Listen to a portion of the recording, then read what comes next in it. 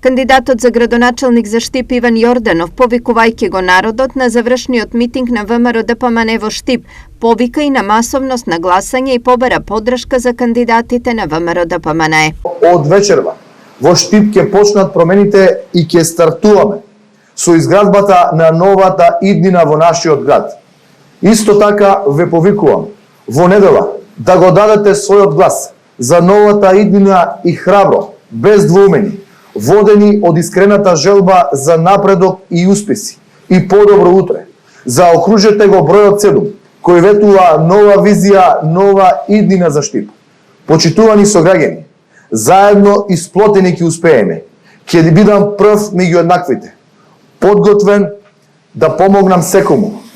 Вратите на општината ќе бидат широко отворени, а гарантирам и ветувам дека во новата иднина ќе има само среќни и насмеани штипјани.